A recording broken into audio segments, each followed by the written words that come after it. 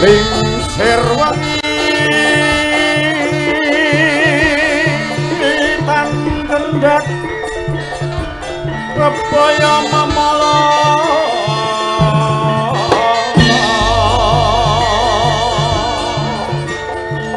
tan kinaya apa beben pepeteng tan kena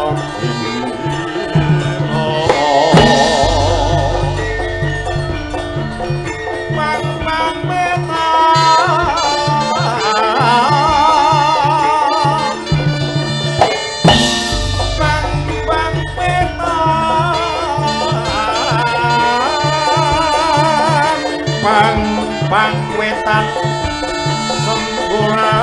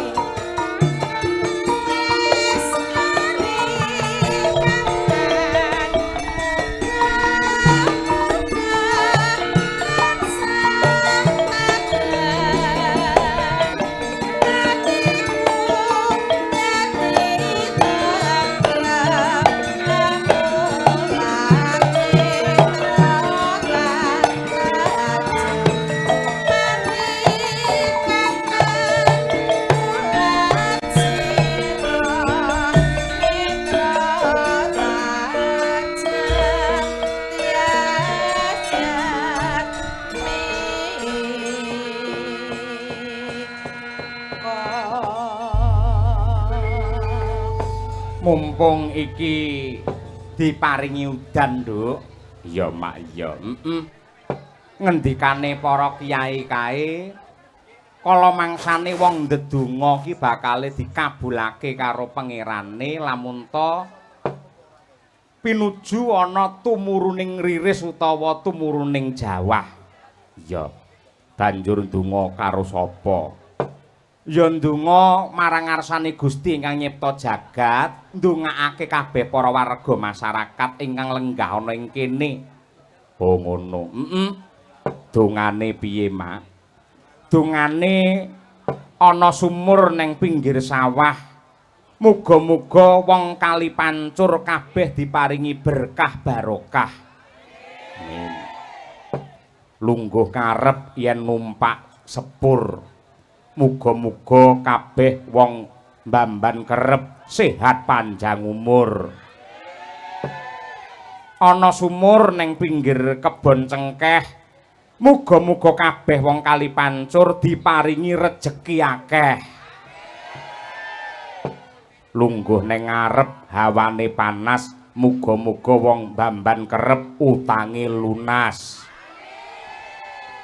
Ana ula mangan walang. Pancen yen Mbah Trima pinter yen kon ngenyang dalang. Ngono ya, Mak. Iki awake dhewe luwih dhisik matur nuwun karo para panitia sedaya. Iya. Mligine Kang Mas iki mau sing kepareng penekan bot-bote arepe ngayomi ben sindene ora kudanan. Iya. Sing penekan mau. Aku wis was-was, aku wis semelang, aku kuwatir merga kono ki nggon listrik lho Nduk, yen nganti ana apa-apa lak ya awake dhewe melu ketiwasan. Iya. Wabil khusus dumateng Kang Mas kala wau ingkang kepareng penekan wonten ing tenda enten terop mriku, mugi-mugi tansah pinaringan sehat panjang umur. Amin ya rabbal alamin. Kaya ngono kuwi Nduk. Sembah nuwun, Mak. Iki dalam rangka tasakuran utawa kaprahe diarani bersih desa utawa sedekah bumi utawa apitan. Ya, sing mapan ana ing Kali Pancur, Kampung Kali Pancur, Kelurahan Mbamban Kerep, Ngalian Semarang. Ewadene yang menjadi penyelenggara adalah RW 3, RW 5 Kali Laladan Mbamban Kerep lan uga RW 4 Kelurahan Kali Pancur. Oh ngono kuwi. Ketua panitia nenggih Mbah Trima Atmaja, selaku sekretaris nenggih Bapak Sutriyasa. Bendaharane ya kuwi Bapak Suwardi. Lan hebate ini adalah kerjasama yang baik antara pemerintah Kota Semarang dan juga warga masyarakat di sini. Karena terwujudnya acara bersih desa yang digelar sangat luar biasa karena swadaya dari masyarakat dan juga bantuan dari pemerintah Kota Semarang. Weh ngono kuwi. Elok. Luar biasa ya, Mak. Kaya mengkono kuwi lan mau dawuh saka panitia supaya para kadang-kadang utawa punden sing kepareng ngestreni selaku panitia ki ya diaturi asmane siji mbaka siji merga ki sangat berperan. Iya, ngaturke panuwun dumateng Bapak Agung Susilo SE selaku lurah wonten ing Bamban Kerep. Ugi dumateng Bapak Anggun Budi Pramono Esos MAP selaku lurah wonten ing Kali Pancur. Penanggung jawab nenggih Bapak Sukirno, Ketua RW 3 Mbamban Kerep. Lan ugi Bapak utawi Mbah Trima Atmaja, Ketua RW 5 Kelurahan Mbamban Kerep. Bapak Sarbini, Ketua RW 4 Kelurahan Kali Pancur. Lan ugi Bapak Parjo Wiyono SH selaku penasehat. Pak Sutriyasa wis tak aturake mau lan ugi sinengkuyung dening kabeh para panitia wabil khusus selaku penggalangan dana ingkang dipun pandegani dening Bapak Suwito. Wah, kaya ngono kuwi. Ngono kuwi, Nduk. Lan aku kelawan kowe wajib nderek nguyung-nguyung anyeng kuyung adicara bersih desa sing digelar ing ratri iki. Ngono ya, Mak. Mergo ngene, Nduk. sing jenenge bersih desa utawa sedekah bumi utawa apitan, ana uga sing ngarani bersih dusun utawa merti dusun. Kuwi mujudake adat utawa tradisi sing ditindakake dening piyayi tanah Jawa wiwit jaman Nama kuna. Sing intisarine ya kuwi para warga masyarakat ngaturake syukur marang ngarsane Gusti ingkang nyipta jagat, awit kamurahan lan uga kamulyan kang wis diparingake. Ya adat lan budaya sing kaya ngene iki sing mbedakake wong Nuswantara karo bangsa liya. Tradisi iki sing dadi jati diri utawa identitase wong Jawa. Oh, kaya ngono ya, Mak.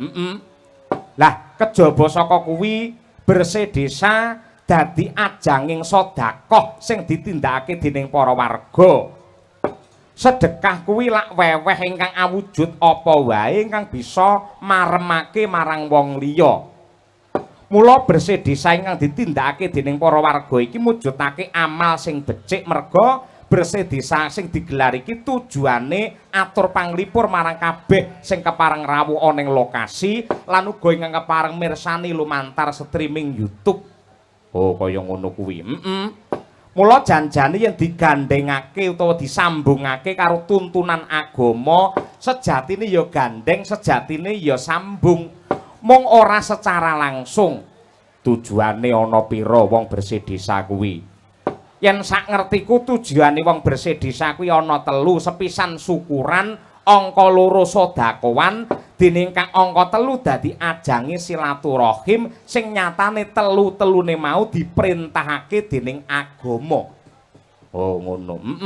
Lah, mula supaya tradisi iki ora tabrakan karo agama lan ora didoi karo para kiai alim ulama, aja nganti tradisi sing becik lan luhur kaya iki diseni karo kegiatan sing negatif lan bertentangan karo agama no. Kaya ngono. Hebat, sangat luar biasa dasare ing laladan Kali Pancur Mbamban Kerep kene iki. Setiap tahun mesti nganakake bersih desa tur ranate ninggal wayangan. Nadyanto dalangi ya mesti solan salin, dalangi mesti gonta-ganti. Ora apa-apa, sing penting tetep ngurip-urip budaya. Iki sebagai bukti pendak tahun kok piyayi kene iki nanggap wayang terus dalam rangka bersih desa. Ini sebagai bukti bahwa piyayi Mbamban Kerep Kali Pancur adalah salah satu promotor lestarinya budaya Indonesia. Wah iya. Ngono ya, Mak. Kaya ngono kuwi. Wajib diacungi jempol. Kaya ngono kuwi, Nduk. Luar biasa elok lan banget. Iya. Lan intisarine meneh sakjroning bersih desa awake dhewe nyuwun marang Purbane Hyang Agung kejaba muga-muga resik desane, resik kampunge, uga resik penggalihe warga masyarakat sing lenggah ana ing kene lan wiwit ing ratri iki nganti tekan pungkasaning jaman.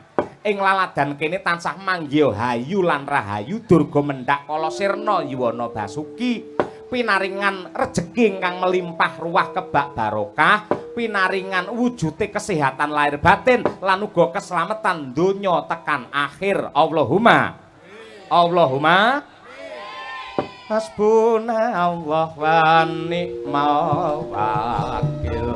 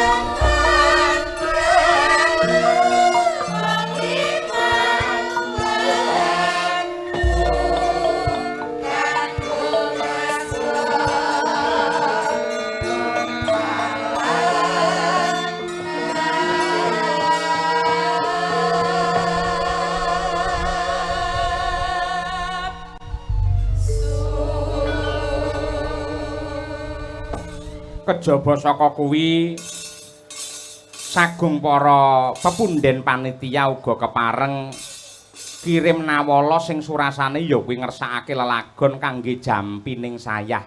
Oh iya, kanthi dawuh katur dumateng Ki Dalang Cahya Kuntadi. Kawula request utawi nyuwun tetembangan kagem panitia apitan bersih desa Kalipancur dengan moto utawi tujuan jaga kebersamaan. Sing dikersakake tembange siji Kembang Rawe, angka loro Saping Gunung Jenggleng, angka telu Sri Huning, banjur Podang Kuning. Wah iya. Saurunge ngaturi bintang tamu diwaca dhisik, Nduk. Mergo sok-sok iki malah kelindran ra kewaca. Ya. Ya ngaturake pamundhut wabil khusus teristimewa saking para pepundhen panitia sing nyatane ya sangat kompak solid cukat cakut trengginas trampil. Tur piyayine Sembodo dalange rong nganti tekan kene rong dina kepungkur wis dilunasi kabeh sak bintang tamune. Ya. Matur nuwun ingkang tanpa upami. Sri Huning luwih dhisik merga iki karyane Bapak Haji Sukron Swanda. Ya. Banjur sing nembang ya mestine putra mantunipun Mbah Sukron Swanda. Ya. Ibu Sukesi Rahayu. Kowe tak kepruk lho karo bojone Diar lali kowe. Aku anggere di kerubung sinden ayu-ayune karo bojo gampang lali ya lho. Ibu Sukesi Rahayu. Monggo Bu Kesi, Assalamualaikum warahmatullahi wabarakatuh Bu Kesi. Waalaikumsalam warahmatullahi wabarakatuh. Ki Cahya Kuntadi. Niki jenengan pikantuk mandak saking para panitia ingkang dipun pandegani dening bendahara kita Bapak Suwardi supaya ngaturake Sri Huning. Nah niku. Inggih. Mangaturake komplit wiwit saka bawa sak langgame pisan ngoten. Mangga diaturake Asmarandana Sri Huning. Mangga. Putri Kang Sulestieng warani No. Sri Huning Mustika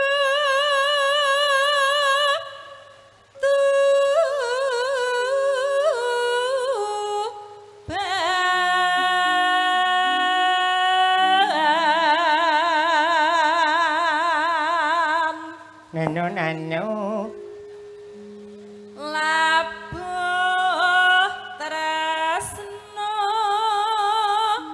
prapteng layan.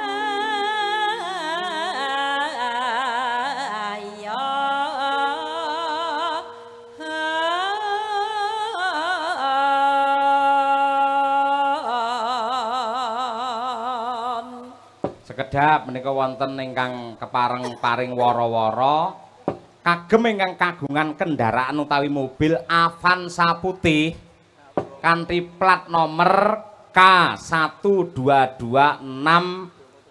apa IA apa iki? IA. Oh jojok anake anu Mbak Kiki. Lah kuwi awasanmu, Mbak. Kon mindah sapa ngono? Ayo, supaya geser. Nggih, mergo wonten ingkang badhe miyos. Ayo. Wah, Mbak, sapa ngono, Mbak? Aja sampean sapa ngono. Nggih, sinten ngoten? Larsa apa sapa ngono sing mindah. Ayo nggih. Iki caksi lover adoh saka Pati. Mula Plateka dheke. Ayo. Wis piye carane ngono golek Pak Rohadi? Ampun jenengan ngudam-udan ning kono malah dikeroyok wong pirang-pirang kok. Ayo ngono kuwi. Heeh. Ya Bu Kesi.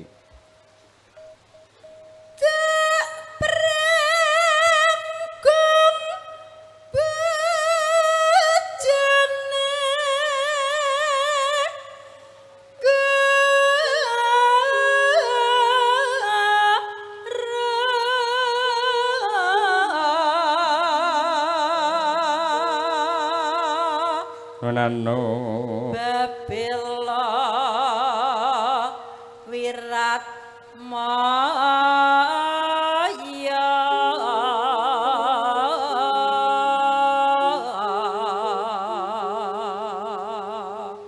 Lalo Rangira Sri Huning gugur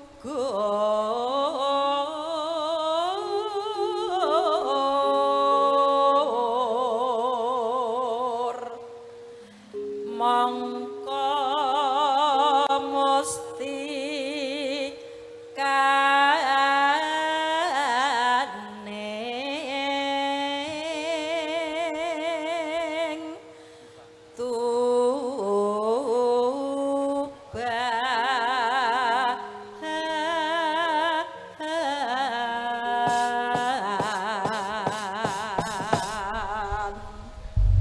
matur nuwun, monggo sak langgamipun Bu Kesi. Ya.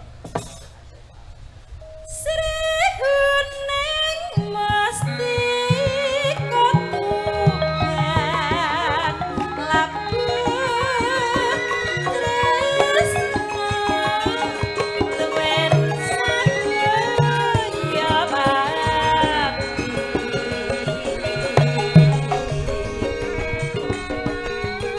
marang Raden Wirat Maya kampus prasaja anandur brakti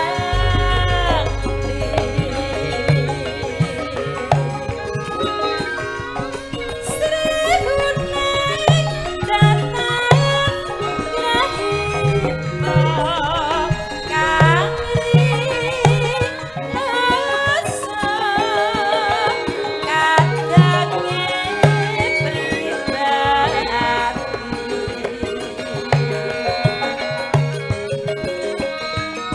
Wirat Maya putrane sirta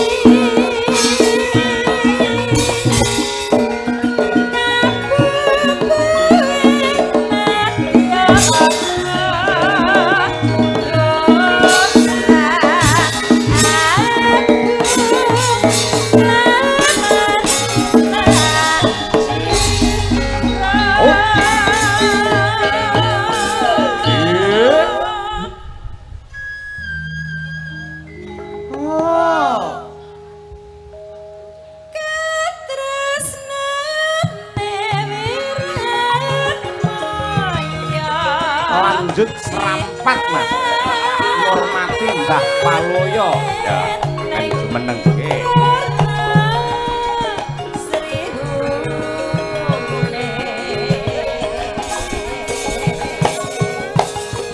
Monggo Mbak olahraga riyen, Mbak.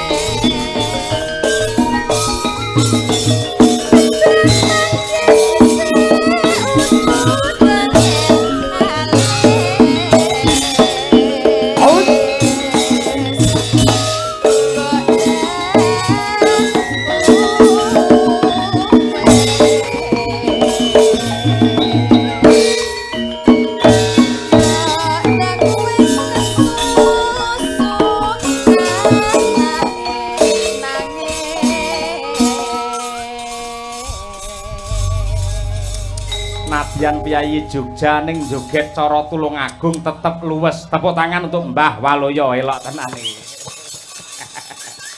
Niki jagani jenengan kapan-kapan kula jak teng Jawa Timur iki wajib ngoten niku marahi nggih. Alah wong kula niki waton obah mau. Nyatane obah bisa gawe bungah lho, Mbah. Nggih matur nuwun.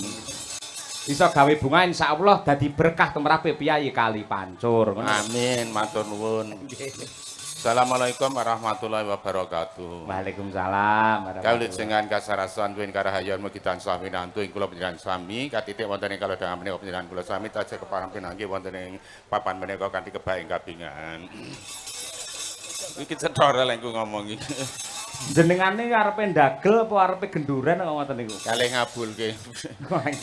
Matur nuwun kula nuwun Mbak Cange. Nggih. Wah jan arang-arang kepenuk anu kepethuk dadi. Kyai sepuh niku napa lek ngendikan iki gampang klera-kleru ngoten to, Mbah? Mboten mung cok ngendika ngapa-ngapa ki cok kleru padha mawon. Contone kleru piye pamane? Lah kleru nganggo sandal kiwa ya dienggo tengen dienggo kiwa kira kleru ngoten lho. Lek pamane bar tanggapan kondur ngoten mung dalem sok kleru mboten? Wah, mboten kuwi tetep mboten. Anane ming kuwi ya. Kula mboten ming dhewe Mbak Cange. Nen? Kalih anak kula. Sinten? Ah niku loro niku anak kula kabeh. Oh, nggih, nggih, nggih. Oh, niki putrane jenengan. Nggih. Lah putra-putrine do ayu-ayu ngoten jenengan kok beda? Ya lengku ngijapi mbok wis meteng 3 sasi mbiyen. Ning ra nggih tetep anak kula. Oh, nggih, nggih. Lah nek meteng ra 9 sasi to. Nggih. Lah isih 6 sasi ora lumayan sampean yo aneh. Engkari teruske berarti ngoten niku. Nggih, dilahirke 3 sasi yo ndras kok. Bersih desa wonten laladan Kali Pancur menggawe jenengan pripun Mbah Waloyo? Alhamdulillah pinaringan jawahne mugi-mugi jawahne jawah barokah. Amin. Ingkang kantu-antu Piyayi kathah sesuk panene saya melimpah kenunggu ragat bocah sekolah nganti tekan kuliah nganti tekan omah-omah. Amin. Ngoten niku. Upami napa niku wonten jawah niku memper amargi mriki sampun kondang kaloka wonten sendang ingkang naminipun napa Pak? Sendang Wali nggih. Oh nggih. Mboten napa-napa jawah niku jawah barokah kula matur ngaten menika. Timbangane nggen kula niku tenan arang-arang udan, mau sing golek banyu sing jenenge nggen kula ra Gunung Kidul. Nggih. Niku nek ngangsu niku 4 kilo. Golek banyu niku. Nggih, mikul anggere 2 meter leren tak ombe, anggere 2 meter leren tak ombe tekan omah entek. Nggih. Wah, niki nyuwun pamunten Piyayi sinden-sindene Waranggana ya jos-jos mengkono bukasi. Wah matur sembah nuwun banget kula niku jane ngadepi ngeten iki ndredeg-ndredeg gemeter lho Mbak Cange kalih piyayi-piyayi ngeten iki. Piyayi pakar kabeh ke anak kula niku isane gur ngeten iki to. Piye? Lah niku nek coba jenengan nek kula dekne siji ngoten pripun? Anak saged nderek jenengan kula. Kene sing rada kandel. Kene maju kene. Teh kaya amplop e rada kandel jenengan niku. Tegese sik rada gedhe. Anu tatin kene ngadeg kene rahayu kene. Nggih. Kene ngadeg kene.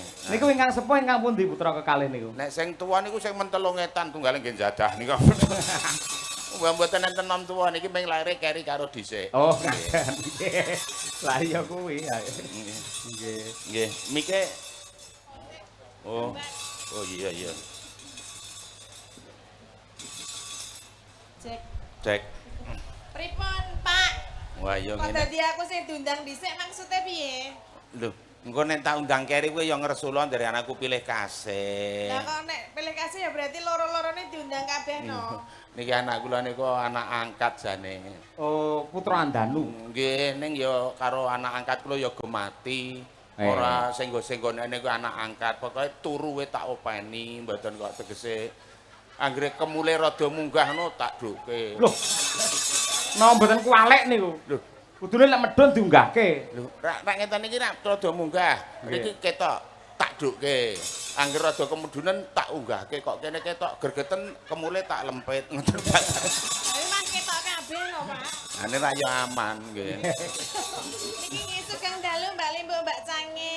Nggih, Mbak Tati. Kepanggih malih kalih jenengan. Alhamdulillah. Mboten kepanggih nggih, sami sehat nggih. Sehat, seger waras nggih. Seger waras nek. Jenengan nggih malah saya lari, saya kondang awake saya gedhi, saya gedhi. Niki mboten gedhe gedene biasane niku cilik niki nek temen jenengan gede dhewe ya. Iya Pak ya. Ya mbuh. Lho karo bapake ora kompak iki piye? Iya ta. Lah ngene to. Sampeyan iki mangkate sak omah kok ya bareng tekan kene ora kompak. Lah nek sing sejak niki terus kula ya ora tau sampean jak ming pisan kepethuk atok sampean. Niki Lagi. anak kula ya loro. Oh. Kene gek ngadeg kene. Pisan wae. Pisan. Kok ndak ora uman wektu malah ndarani kepiye. Mik mundi? Kuwi. Heeh. Wis mendah kaya apa mareme bapake duwe Wah. putra putri kaya ngono ayu-ayu Sik kabeh, Pak, aku kudu pinter-pinter salim sik kabeh. karo ini bedo iki. Aku mangkat karo bapak ning sik mbayari iki soalé ya. Oh iya iya. Iya bener. Bapakmu ku ya melu aku kok. Oh, iya melu ta, Pak? Melu. Bola tunggalane. Pati uripku ki nang kono. Melu kene ta, Pak? Ning sik sembodo anake. Ngono, Pak. Lek anake kula job tanggal 10 ning kali pancur siap, tenang kabeh lek bapake kula Piye? nyuwun DP-ne 2.000. Ngono kok diomongke. Ya yo soalé bapak niku nggih nganu kok sakniki ajeng damel pendopo ya, Pak. Wah, Alhamdulillah. tenan. Ngen kula niku hasil maringi jenengan niku. Nggih. Niku tak nggo tambah omah gawe joglo, Nah. ya tak ukir jagake, mongko ukire iki anggere esuk ki malih. Malih pripun? Lah pangan rayap kan malih anggere esuk. Tak kira canggih po piye sebut Oh. pangan rayap. Kula niku nggih bangun omah gedhe. Nggih. Nggih pundi-pundi tak bangun terus saking dana turah niki nggon kamar mandi we tak pasangi CCTV. Wah, iya. Elok. Engko- Kon kamar mandi. Heeh. Ben piye? Lah engko nek ana wong nyolong sabun men ketok to. Masa nyolong kok sabun. Bang. Iki mesti moduse bapak kami dipasangi CCTV. CCTV nang kamar mandi kuwi engko nek sing mlebu wiyaga-wiyaga kuwi CCTV tak wateni cret. Oh. Ning angger kowe karo iki mlebu tak gedhekke cret. Tenang, Pak. Soale niki celemer Bu, cok nyolong sabun. Ora. Guyon Di wae. mana tempat sing jenenge napa niku sing jenenge kamar mandi lah hal yang sangat privasi. Nah, nggih. Mboten pareng diparingi CCTV ngoten niku. Mulane nggih kula tetel. Nggih. Seneng ya, Pak. Iki sowan kene. Mm-mm. Bapak Ibu, ini ki kula sowan kaping kalihipun. Nggih. Panjenengan sedanten nggih percaya kula niki ya anaknya bapakku ini ya. Mirip toh? Mirip sekali. Kowe aja ngono, kowe tak duduhi ya, tak omongi ya. Piye, Pak? Iki kowe ngerti sound system. Ngertos. Kowe diesel kowe buluk ora apik. Heeh. Ning suarane lho, salone piye? Salon kuwi Ning- sane banter mergane apa? Mergo Ono listrike. Ora, Ono powere. saka ora. Lah apa? Sebabe ana ese. Kok Maksudnya iso? Lah salon nek ora ana ese gur alon. Engko kok ngayal. Oh ya. Nggih sampe tangi. Biasane ora ngoten niku. Nggih, leres. Ning nggih nuwun sewu panjenengan tetiga niku pancen sampun dipun antu-antu kalian para pepunden panitia mriki. Napa nggih? Nggih, saestu kek wau diantu-antu kados pundi supados jenengan terus Mbak Tatin, Mbak Elisa saged nglipur para warga masyarakat wonten ing laladan Kali Pancur mriki. Nah, Iki lho. pramila saking menika mujudaken bab kehormatan yang luar biasa kangge panjenengan tetiga lho. Nggih matur nuwun jane wong kon gawe seneng lho aku kuwi susah ora ilok-ilok kon gawe seneng. Ning ya ora apa-apa. Awake dhewe iki ngestokke dawuh. Mboten lek susahe mikir napa lho, Pak? Walah kula niku ada lemah ra payu-payu. Nek lah apa? Mongko nang kutha lho. Lho, nek nang kutha kudune payune larang lho, Pak. Angger wong niliki Bali, Mergane piye? Nek kudune nek nilai yuk Bali, Mongko ya apik lemah ning pinggir dalan dawane 2000 meter. dawane 2000 meter. Ambane sing dadi masalah. Ambone piye? 5 cm dadi ora Lemah cara ngendi iso kaya ngono kuwi? amen curahan got. Nggih. Ngawur kaya ngono kok arep Aturan got lho. Ya ora payu. Mulane Kok ku- dalan tikus sih. Lah sapa rek ning dalan tikus nek ora tikus arep metu ngendi? Ya, maksudnya ibaratnya ngono lho, Pak. Iya ngono wae kok ndak nyanteri bapakne to. Pak ndonga, Pak, kangge Iya. masyarakat ing Kali Pancur. Nggih, leres. Nggih, menika mugi sedaya tansah pinaringan sehat, nggih. Mugi tansah rezekine lancar, nggih. Rezeki ingkang berkah barokah nggih, Pak Bu. Mugi Amin. tansah ayem tentrem guyub rukun sedayanipun, Amin. nggih. Besok nggih wayangan meneh ya, Pak Amin. ya. Nggih pokoke nderek ndedonga mugi-mugi warga ing mriki tansah guyub rukun, bandol ngrompol, jumbuh ingkang ginayuh, sembada ingkang den sedya rayu Kang Kestu, basuki Kang Kesti, gagah Kang Cinangkah, kecandak ingkang pun uyak. Amin. Mbak Elisa pripun dongane? Padha bapak karo Mbak Yuku. Wis ngono wae malah apik. Biasane sing ngidumke aku Ayo, dadi no. Elisa. Nyobet pisan-pisan kok diwali. Iki anu ngaturke panglipur ya, Pak. Oke. Siji pokok siji engko ndak utang oke. Oh iya. Iki mau wonten pamundutan saping gunung nggih Pak Yoyo. Wonten. Nggih. Lan ugi menika saking pepunden panitia ugi ngersakaken mumpung jenengan bertiga rawuh fragmen ketoprakan Suminten Edan. Lho niku. Oke. Pundi sing mang dhisike arepe Caping Gunung dhisik napa Suminten Edan dhisik? Saping gunung rumiyin. Anu mawon caping edan. Caping gunung ki mawon. Kok campur yo ah. Lho engko ndak perkara ketoprakan ki engko keri. Dari kondisi yo. Saiki sampe gunung. Lek ngoten berarti Caping Gunung ingkang bawani putra kekalih mangke sing jengleng jenengan. Beser, anu beres. Beres. Nggih. Wiwit saking Mbak Tatin handayani coba. Ayo. Coba. Nggih. Saben bengi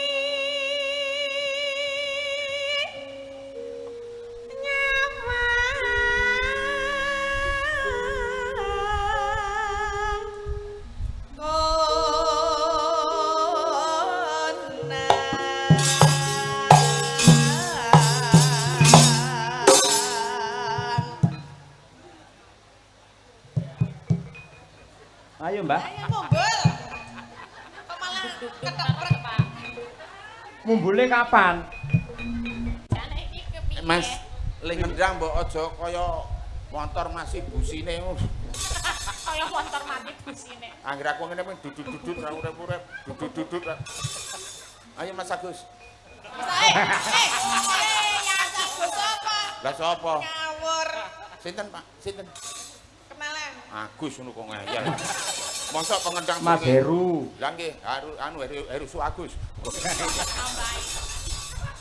Ayo Mas Heru. Ayo, kok kek mangan, kek mangan apa? Kek Lah ngene. aku wis mangan lho, gari jelenge kok. Balenono kok ndak cukup uang. Ayo. Sing kaya apa? Piye? Caping gunung kuwi lho saben bengi. Lah aku wis saben bengi. Wah, mbok kene kok ndek daging. Ayo Mbak. Konang. Konang Mas, Oh konang. iya.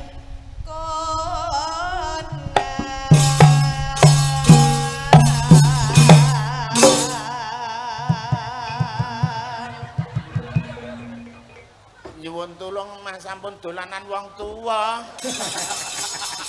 Lah, bapak iki lagi mumbul lagi kok. Dolanan. Tibane iki mak jelek ngono lho. Wah, aku wis tau mumbul malah kecantel. Lah iya Mas. Bapak malah ngene. Kok neneng sing nyawar tak naik 15. Wah. Molas.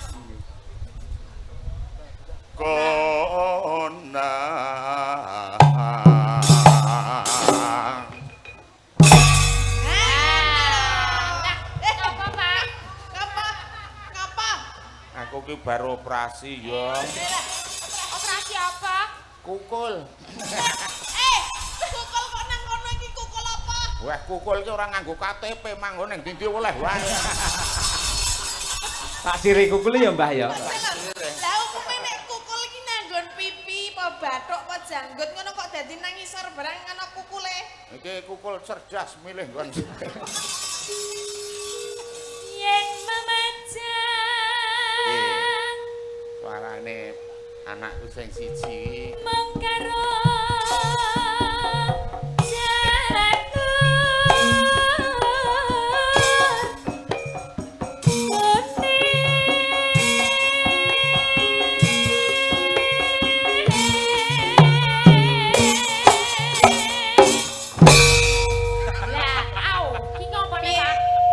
Mecetet meneh. kukule pindah gon. Oh, ya tak go nyangkro kukule pindah. Wah, Kukul kok pindah-pindah iki. Diomongi ora nganggo surat pindah ora apa. Kok gek-gek kukul kabeh, Pak. coba Pak. Nek ngomong kok ngawer, anu ngawur. Lah piye? Lah gini, coba. Lah Coba Pak, coba Pak. Sik piye iki mau? Piye? Piye, Mbah? Kayak ngomong, Bang Pak. wae. Ya omong kaya bapak iki lho. Piye? Kembang lemong. Ayo. Rasa nggo efek ngomong. Iya. Ya apa cepet. Terus Pak, Aku ki menyontoni Malah malah. aku ra iso. coba Mbak kaya ngono iso ora? Ayo Kaya kowe. bapak ngene lho. Piye? Piye? Kaya Baleni, bapak. Pak. Kembang lewat. Apa? Ayo Tin, kowe anak wedok kudu iso. Ayo. Sik, aku ra iso Kowe lambene ngisor ki lebokke slep. Lambe ngisor ndi maksude? Aja saru to. Lho, iki lambe iki ra ngisor dhuwur. Persepsine kene ndor, kene Oh, iki isor nek ya, Pak. ngisor. Oh, kene leboke.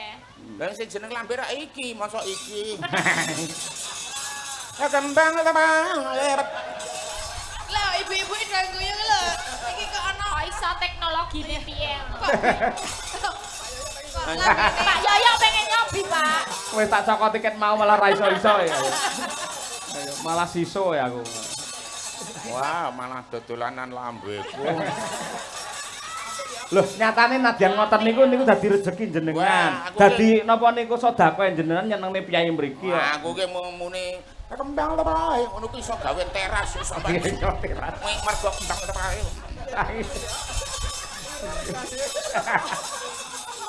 lambene kok iso berkibar ngono to. Kok berkibar padane Lah iso bendera. ngono lho. Anu sesuk nek upacara Piye, Pak? ngiliyo lambeku. Oh, iya. Nggo apa? Digerek.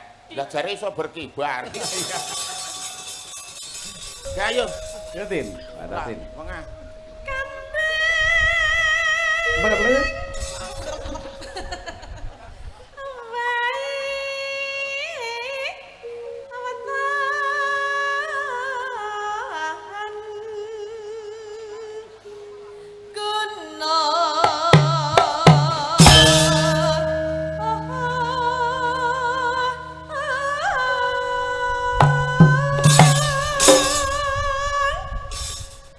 Piye to, Pak? Ayo. Dipasno lah. Awas, jerawate, awas jerawate. Alah alah. Alah alah. Ah.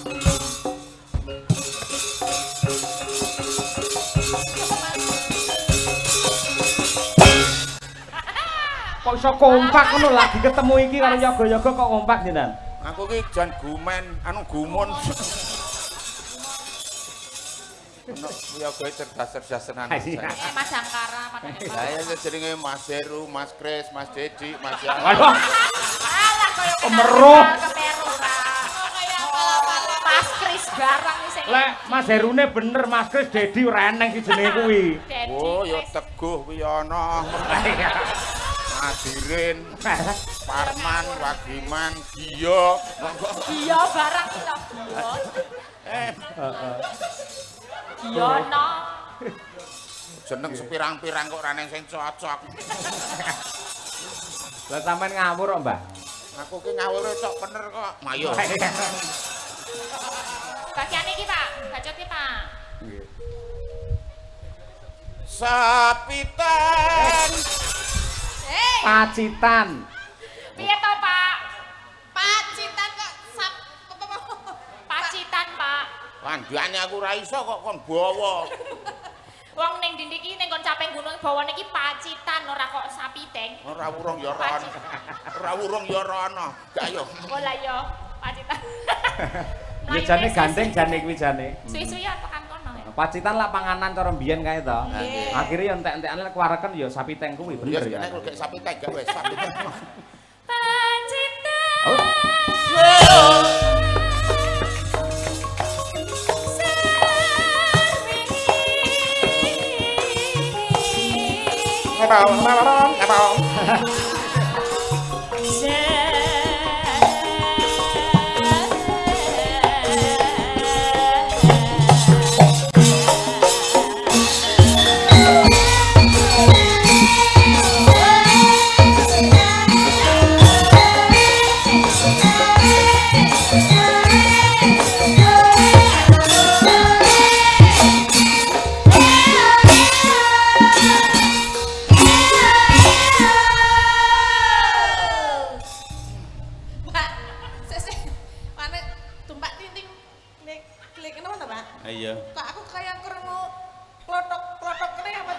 jane. Oh kuwi to. Heeh. Aku gimbal bajing semaput. Monggo. Aku delok bajingmu, Pak. Wih. Wis tak tembak wingi wis ora. Ditembak. Oh, joget kok klothok-klothok iki. Kuwi yo telaten mentok kuping. Mbak Rati ini ya, Pak. Nggih kula oh ya.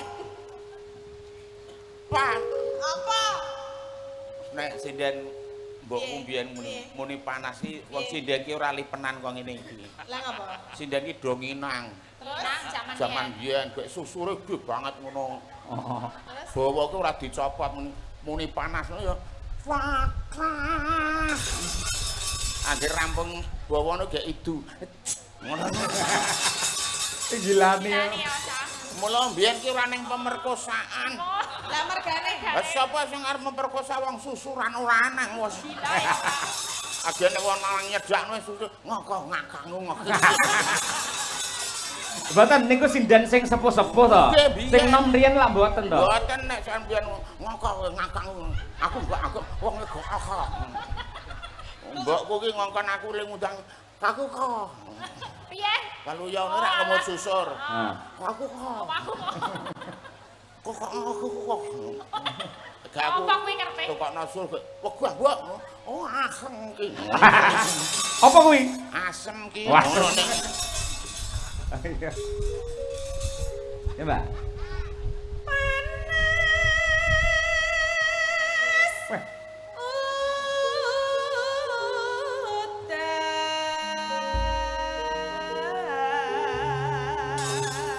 oh, niki kajenge parikan menyambut gawe. Ayo. Ayo. Dicucukne le mangan ayam panggang mau. Ayo. Nggih. Karo gule. Ayo. Iki aku nang endi kok nutupi kamerane iki. Bebe saking Mbak Sundari, Mbak Sundari. Oh, silakan. Iya, Sundari. Syukur yen ndongake piyayi kali pancur. Ayo. Mangan kencur.